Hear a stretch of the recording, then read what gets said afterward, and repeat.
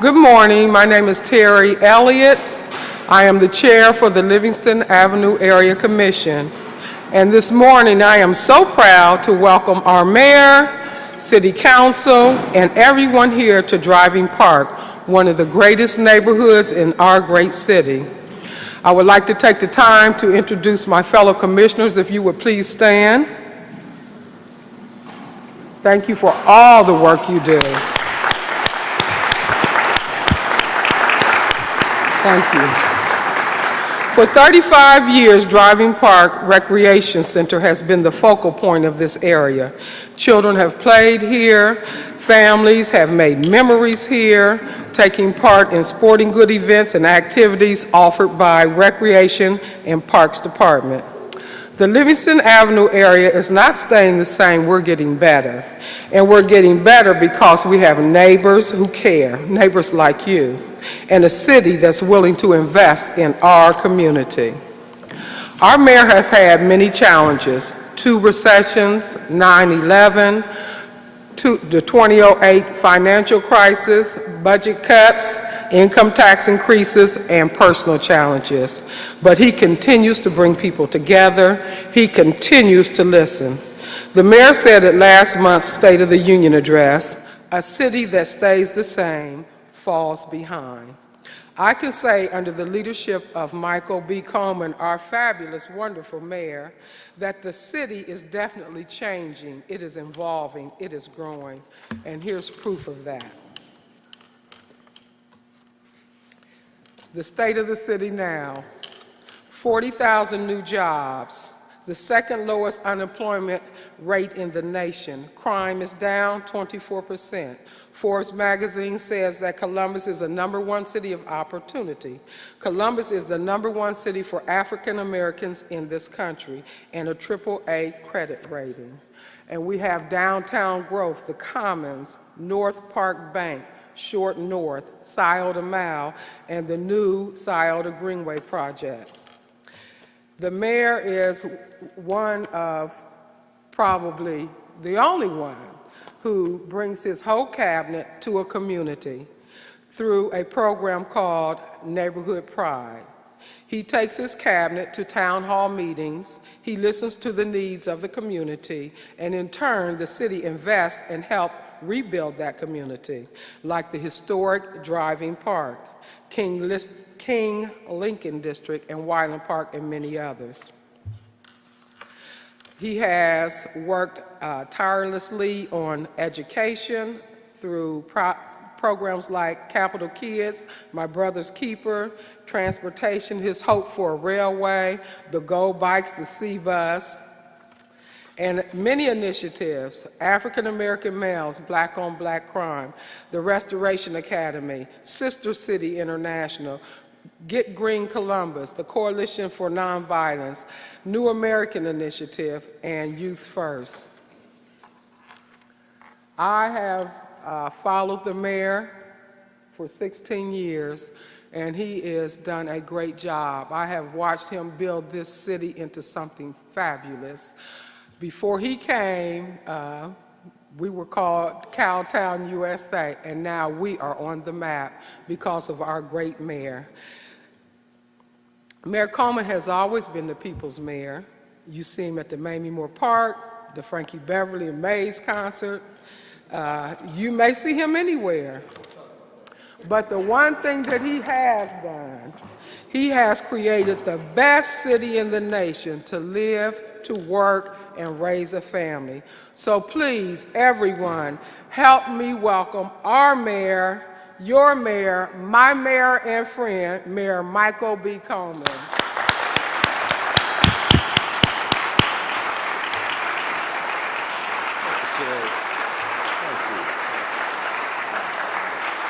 That was so nice.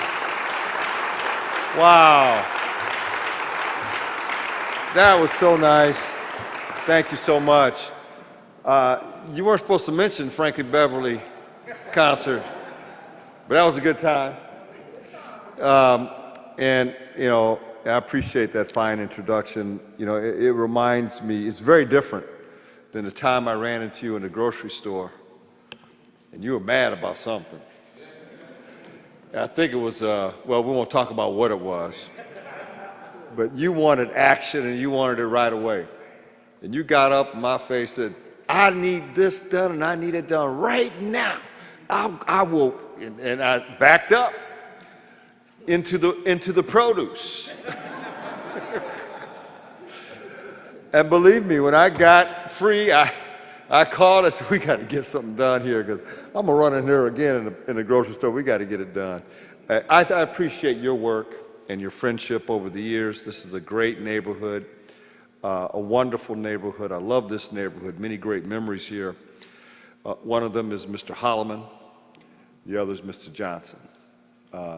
Two fabulous men who led this neighborhood over the years. We have Herb's son here, and now it's third generation, as I know. Where is it? Is it Dominique? Dominique? Dominique. Now stand up. A third generation that I know now, I've met.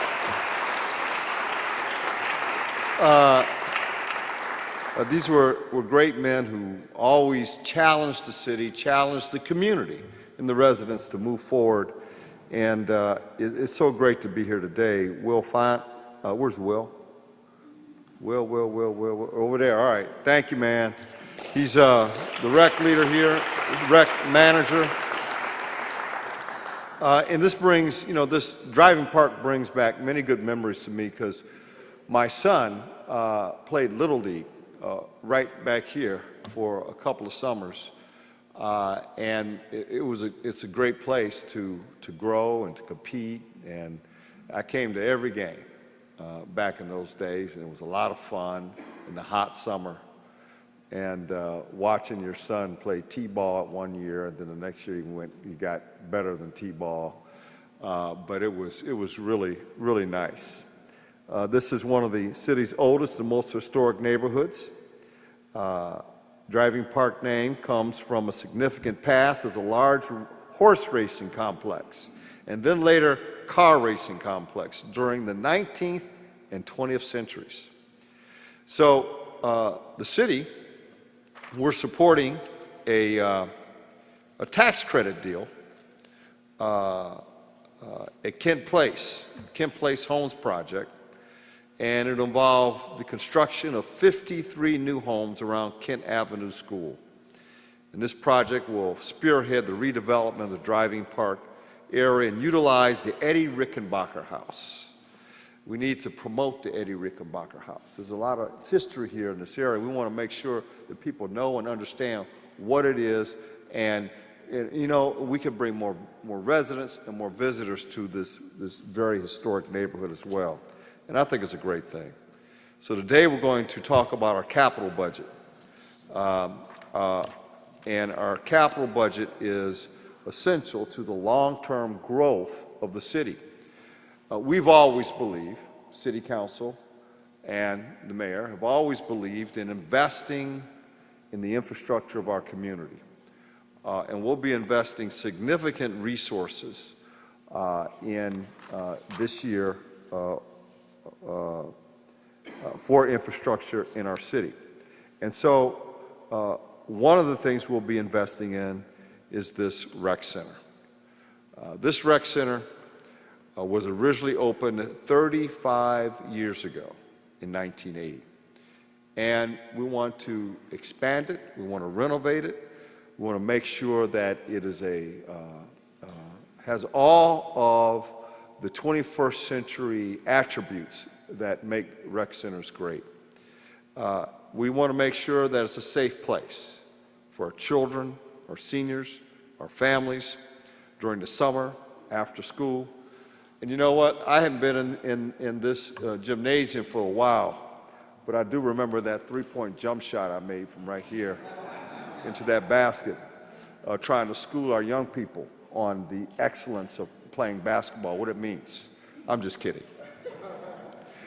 And so when it came time to put together our APS program, and the APS program is an effort where, and it's been very, very successful. It's not talked about much because we don't want the press to run away our success. It's very successful. and it's an effort to get in front of gangs and to jump in front of our young people's lives to make sure they don't engage in gang activity. And it's been very successful over the past several years. We announced it in 2011, and this is one of the first places we came to reach out to kids to make sure that they were diverted from the violence of gangs. And so we've done a lot over the years in rec center development. We have 29 rec centers. And when I became mayor, I realized a lot of them didn't have air conditioning.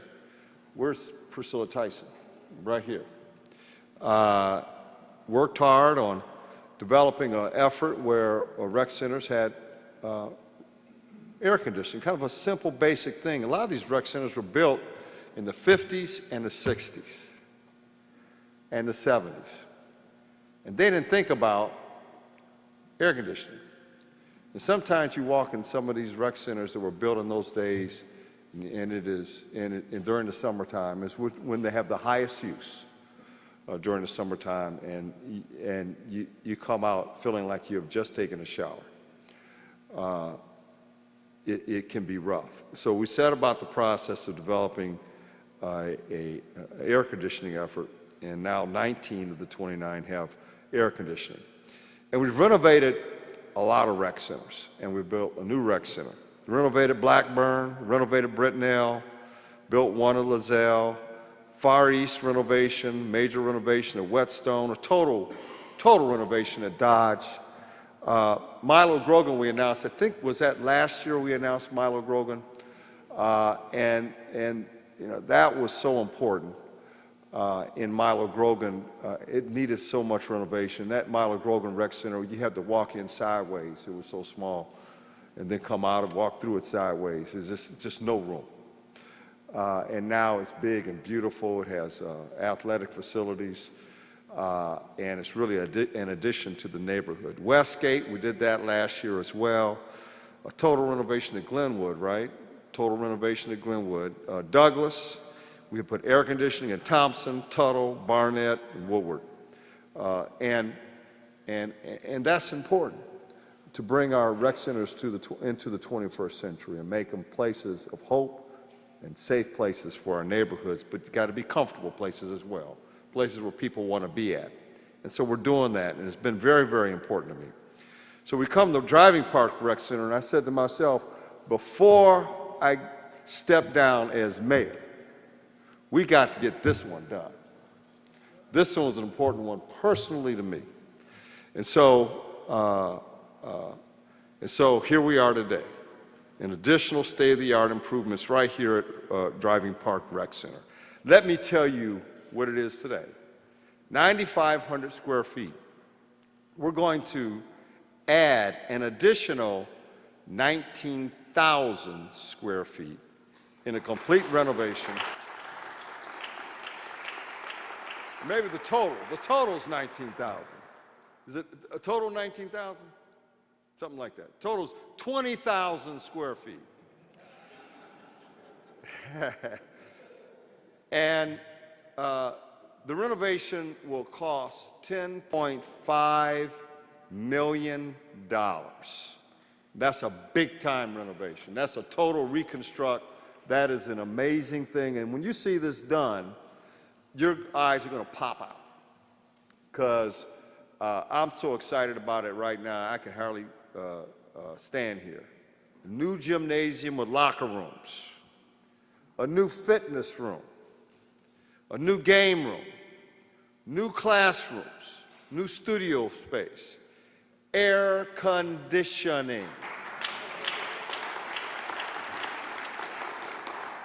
new electric throughout, upgraded lighting throughout, new flooring throughout the entire area, center, updated art and ceramics room, and an updated auditorium, and new expanded parking. Now that's just the starter. Here's the icing on the cake. An 8,450 square foot swimming pool.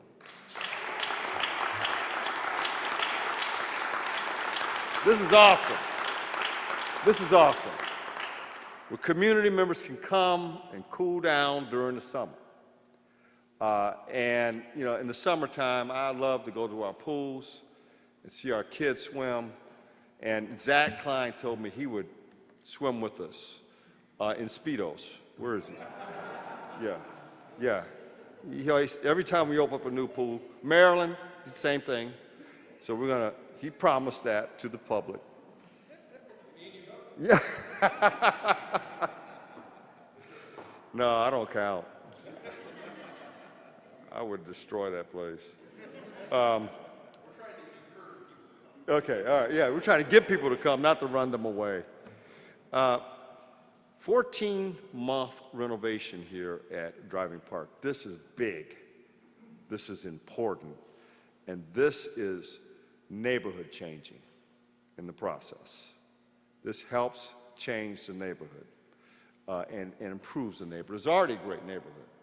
This will help make it even better as a result. So you add in what we're doing with the new homes in Rickenbacker, all the infrastructure improvements we got planned for the area, combined with this fabulous rec center. It's going to change the neighborhood. It will. And my expectation here, we'll see hundreds of kids here all the time, and adults and seniors enjoying this place, this center of hope and opportunity. It's a light in this neighborhood, and it will emanate great light throughout the neighborhood. And that includes other investments in this capital budget, like $2.5 million we set aside for what I call the Vacant and Abandoned Properties Program, the VAP program. And we started that in 2012. And if you recall, because this was a nightmare for me and a nightmare for many of our neighborhoods, the financial crisis in 09 and 08 and 010 and 011 was such that it resulted in vacant and abandoned housing all over the country, in every major city. And Columbus was not exempt from that.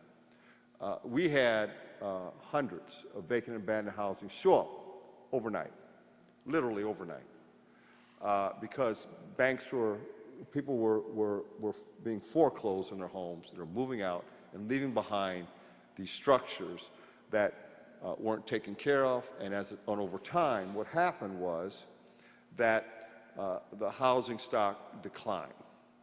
And so I promised in 2012, when we started this VAP program, that we would demolish 900 of the worst vacant and abandoned houses in our community. We had to demolish them because there was no other choice.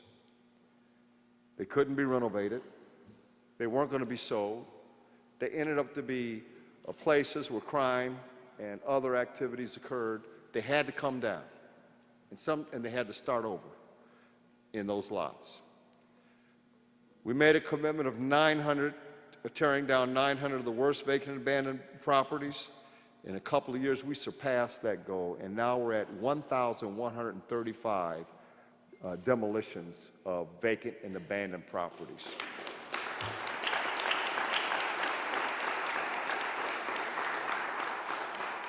So this $2.2 million will continue that effort to tear down those that cannot be brought back online. Having said that, we also have major programs that put houses online, renovate them, and put good families in them. And that's been accelerated as well. But I'm going to stop talking because we have a lot of good things we want to tell you about this our capital program. And you can't do anything, no one could take full credit on anything. You have to have a strong city council, a strong leader on city council to make things happen in the city. And the truth is, as great as the city is, it takes partners and leadership to help make that happen. Not one man or one administration. It's about partnering and working together and bringing this city together to move it along in a positive way. So the leader of City Council is President Andrew Ginther. Andy, if you could come forward.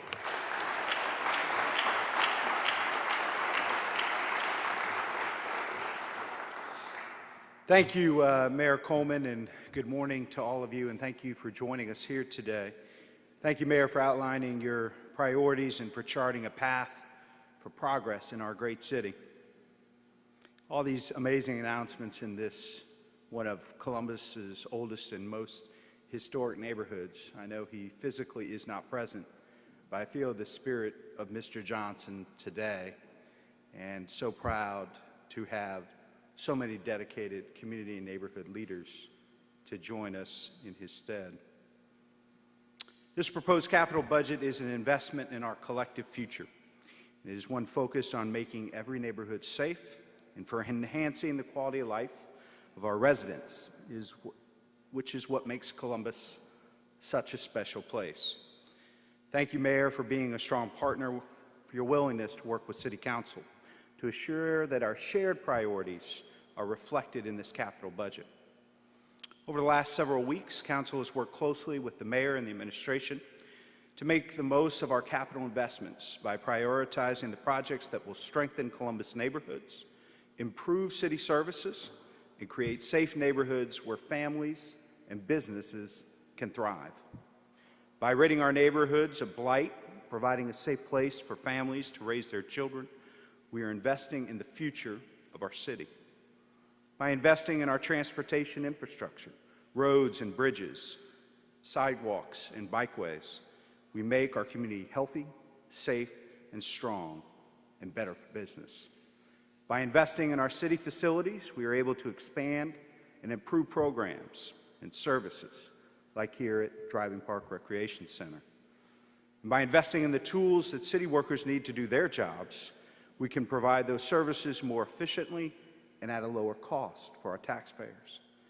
That's why I'm proud to partner with Councilmember Zach Klein and all of my colleagues to continue to invest in fire apparatus and facilities, mobile police substations, and the tools and technology our safety forces need to protect our families. The capital budget is a unique opportunity to both generate new income tax dollars and save existing revenue while enhancing the quality of life of our city. And Columbus continues to maintain the highest credit rating of any city our size in the country, AAA bond rating, which is a testament to the strong fiscal management and leadership of our great auditor, Hugh Doran, Mayor Coleman, and Council. And on that note, I'd like to introduce Council's shepherd of the budget processes, both operating and capital, our Finance Committee Chair, Priscilla Tyson, who will talk a little bit more about the Council capital budget process, amendments Council will make to complete the Mayor's proposed budget, and our shared efforts to leverage resources to make a lasting impact in our neighborhoods. Please welcome Councilmember Priscilla Tyson to the podium.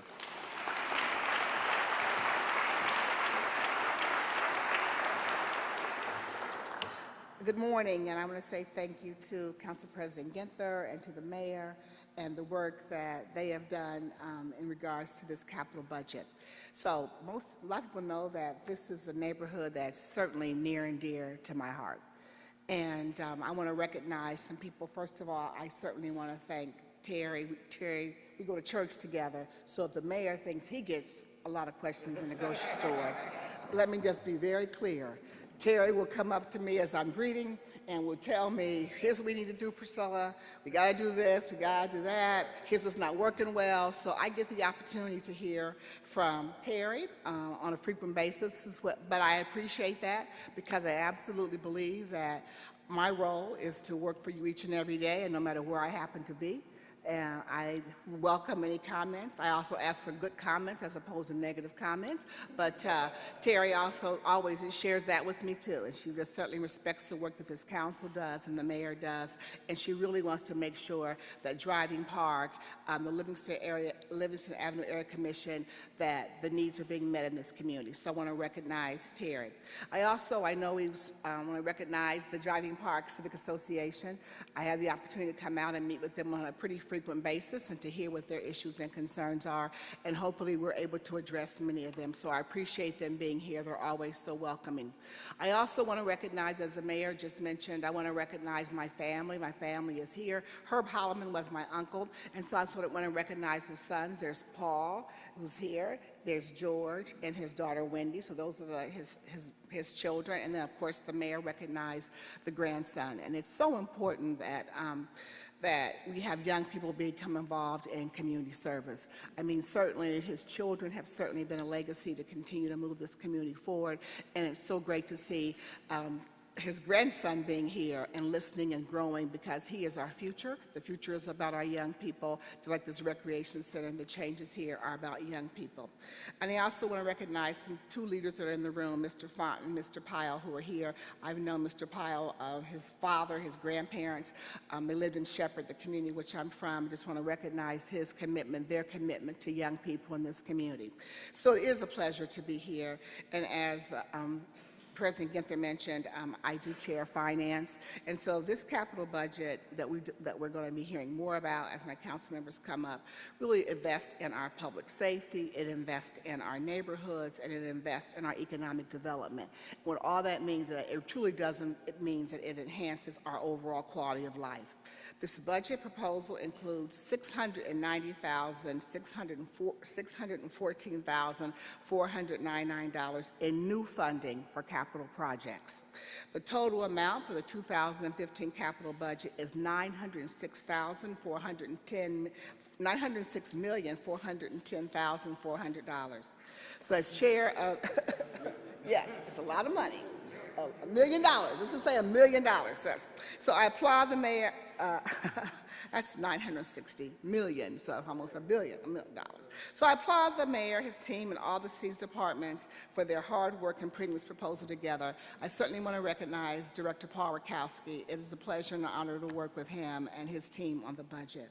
I applaud my colleagues who have listened to the community and included $4,220,000 in funding for projects that also will enhance and strengthen our neighborhoods. And so momentarily, you're going to hear from each of the council members as they share their funding priorities. The mayor and council have also shown a commitment to this community improvement by funding, removing vacant and abandoned homes, and I think the mayor and President Ginther just talked about that. But we're equally committed to having homeowners fix and stay in their homes. Council is investing over $1 million in home repair. These investments are in the home repair programs, which will provide an opportunity for participants to remain in their homes, in their safe homes, and address any emergency repairs, as well as any health and accessibility issues. Home repairs are not only focused on communities where there is a need, but Councilmember Page and Councilmember Paley, who could not be with us today, Councilmember Paley, funded a Better Municipal Care for Veterans Home Fund. This program will expand citywide and has allowed veterans to remain in their homes by helping them make home repairs. So I look forward to working with my colleagues to pass this budget.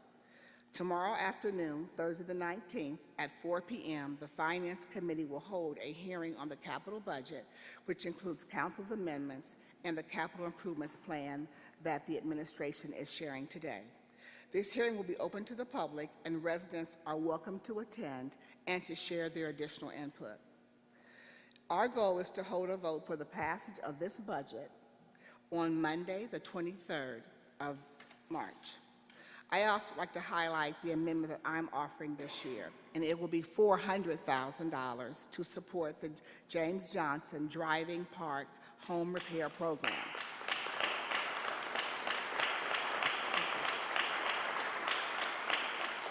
Now, I support this program last year, and last year we were able to invest $1 million in this program. But I just wanted to show that based upon our funding, $400,000 was pretty much the maximum amount I could provide this year if my council members approve it on Monday. But I want you to know that I'm very much committed to Driving Park and this program. And so again, this program is in honor of Mr. James Johnson. But I also want to share why I funded this for $400,000 again.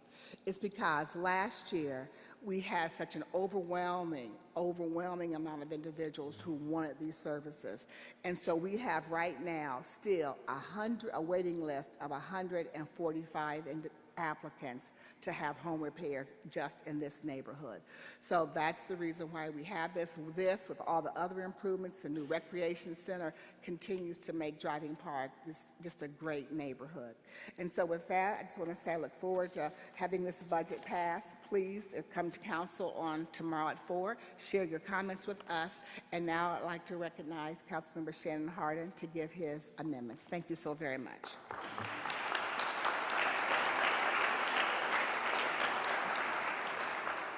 Good morning. I echo Councilmember Tyson, President Ginther, and the mayor, and saying how excited we are to be here in Driving Park today.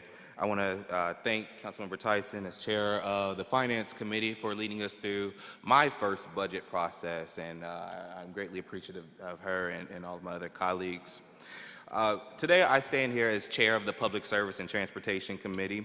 And before I became chair, you know, when I would see those orange barrels out on our streets and our neighborhoods, I would, think headache. But now when I see those orange barrels, I think investment. And that's what this capital budget is about. It's about investment in our neighborhoods. And so each of the past 3 years, the city has increased its investment in roads resurfacing projects throughout our neighborhoods. And I want you to know that 2015 is no different. Thanks to the leadership of the mayor and the Public Service Department, and I want to thank Director Davies for her leadership with the department. We are putting forth an unprecedented $33 million to resurface, pave, and build as many streets and sidewalks in our neighborhoods.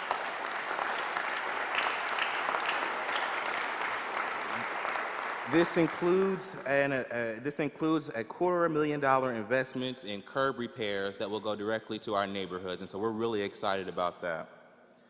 And this means that when the city pothole push starts this Sunday, and the Department of Public Service has crews out 24 hours a day for the month, that we need to come together and work together, both the city and community. And so we need the community to step up and to call in to let us know where those potholes are so they can be reported. So if you have a pothole that you want patched, post it to Public Service's Facebook page, tweet at Columbus DPS, call the 311 center at 645-3111, or go to 311.columbus.gov, or use the Columbus mobile app and report those potholes so that we can get out there and fix them. And now that I've told you about how we're going to get you where you're going in the city of Columbus, I'd like to introduce Councilmember Zach Klein to tell you about how this capital budget works to keep our neighborhoods safe. Thank you.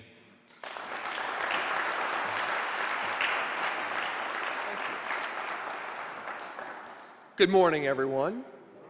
Let me start by thanking Terry and the members of the Driving Park Civic Association, the members of the Livingston Avenue Area Commission, because I know that y'all don't participate for the great pay and travel.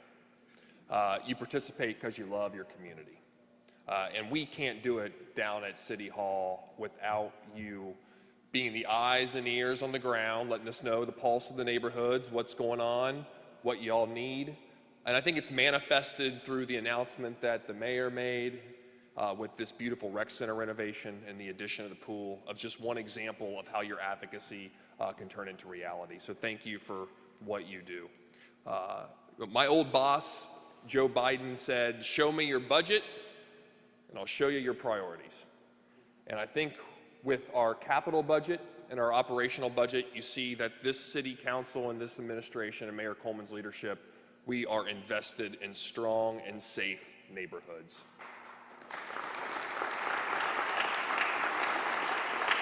And I'm a firm believer the pillar of those strong and safe neighborhoods are investments in health, housing, education, and safety. And without those four, no one has a seat at the table for an opportunity in this city or across our country.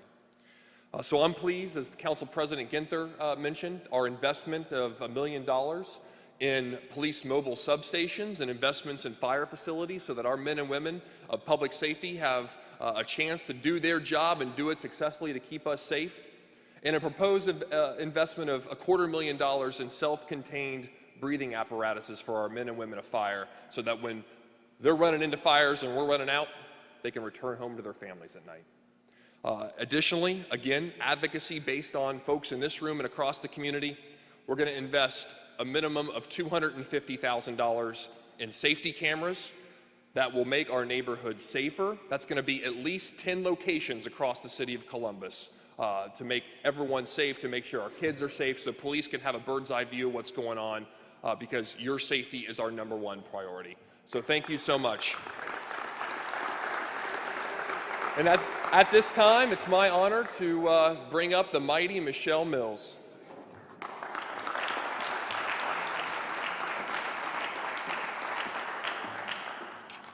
Good morning, Driving Park.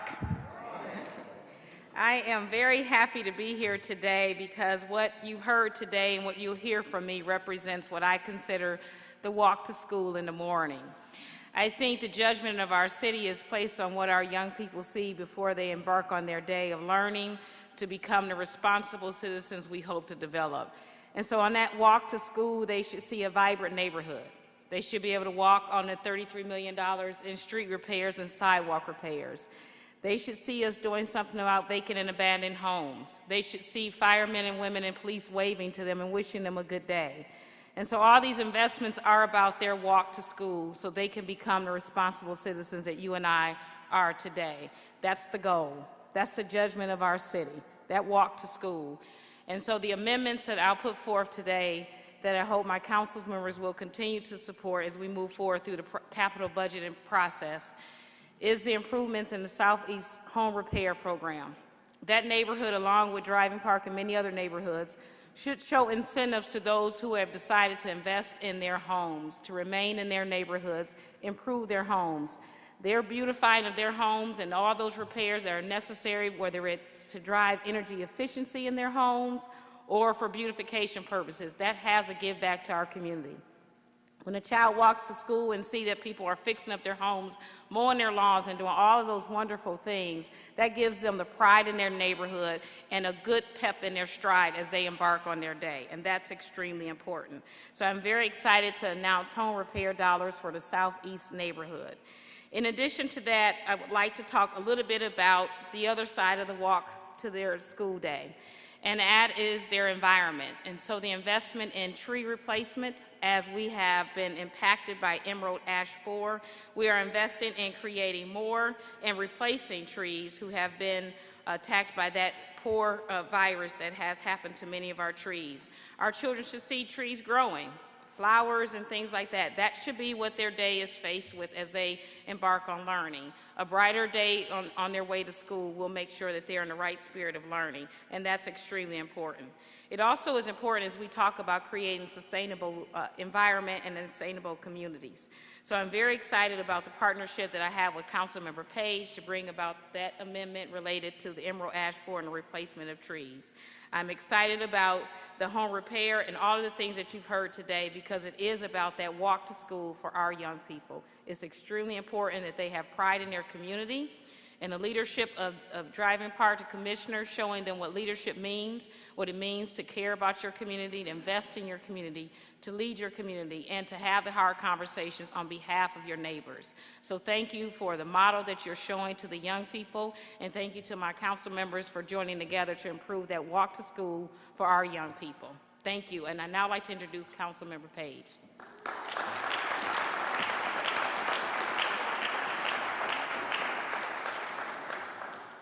Good morning, everyone, and thank you, President Pro Tem Mills.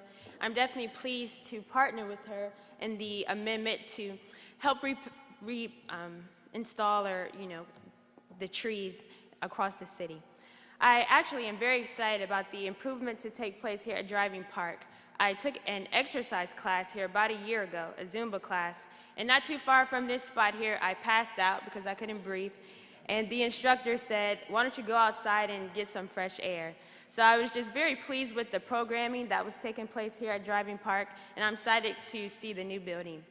I am also pleased to support an investment at the Linden Recreation Center in the Linden neighborhood.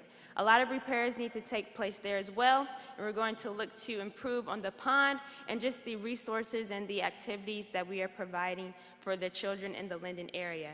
So I'd like to thank Director McKnight and his department for the leadership and definitely being vigilant about the increases and the repairs that we need to make for our recreation centers. Again, I would just like to also say that I'm happy to support Councilmember Paley and her amendments to continue with the Better Municipal Care for Veterans program and continue to work on behalf of our veterans and to just give them safe places to live. And I'm happy to be a part of this wonderful council team and as well as to work with the mayor to continue to improve our neighborhoods and to work to make Columbus the best place to live, work, and raise a family. Thank you.